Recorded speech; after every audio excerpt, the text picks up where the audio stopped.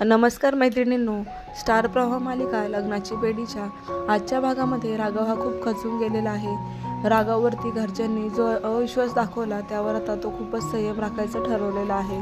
तो देवाला म्हणत असतो की देवा प्लीज मला काहीतरी मार्ग दाखव आणि याच्यामधून माझी सुटका कर।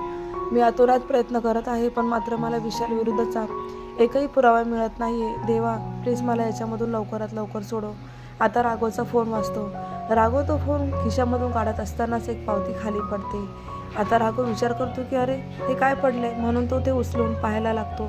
तेव्हा राघवच्या लक्षात येतं की ह्या पावतीमध्ये विशालचं नाव, त्याच्यामध्ये विशाल कर्णिक असं नाव असतं। ते राघव वाचतो आणि मग त्याचं काय आहे नक्की आतमध्ये सर्व तो काही बघत असतो। तर त्याच्यामध्ये 5,000 रुपये देणगी आणि विशालचं लग्न झालेल्याचा खूप मोठा पुरावा राघवला इथे मिळालेला आहे। तर राघव ते वाचून म्हणतो की विवाह विधी मंडळ असं लिहिलेलं असतं। राघवची खात्री होते की हे विशालच्याच लग्नाची पावती आहे।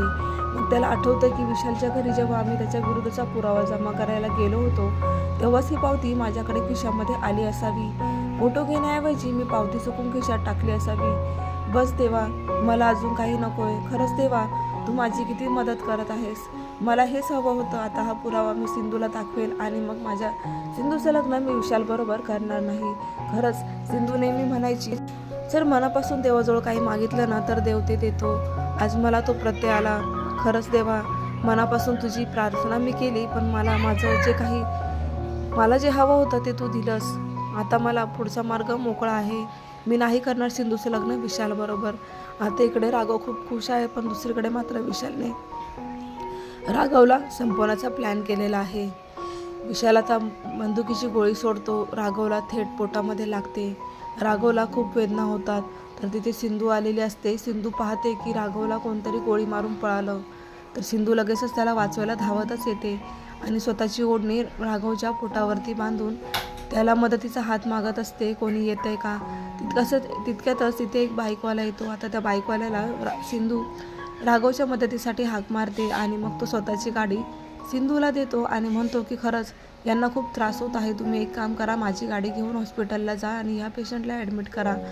त्यावर सिंधू आता राघवला त्यांच्या गाडीवरती बसून थेट जाते हॉस्पिटलमध्ये। राघवला ॲडमिट केल्यानंतर घरच्यांना माहिती दिली जाते। आता सर्वजण घरी येतात राघवची विचारपूस करायला। तेव्हा आता सर्वांना हाच प्रश्न पडतो की पण मात्र आमच्या मुलाला हॉस्पिटलमध्ये कोणी ॲडमिट केलं असावं।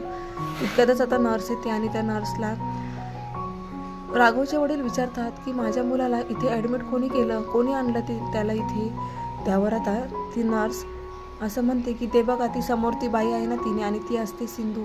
आता सिंधूला पाहून मधूला खूप मोठा धक्काच बसतो, कारण त्या नर्सने सिंधूचा उल्लेख त्याची बायको म्हणून केलेला असतो। तर तिला खूप जळण होते। तर असं जबरदस्त ट्विस्ट आलेला आहे। पाहत राहतात लग्नाची बेडी आणि अशाच मालिकांचे अपडेट्स पाहण्यासाठी चॅनलला नक्की सबस्क्राईब करा। नोटिफिकेशनसाठी बेल आयकॉनवर क्लिक करा, म्हणजे रोजचे अपडेट्स तुम्हाला वेळेवर मिळत जातील। तर असं जबरदस्त ट्विस्ट पाहायला विसरू नका। पाहत राहा लग्नाची बेडी। धन्यवाद।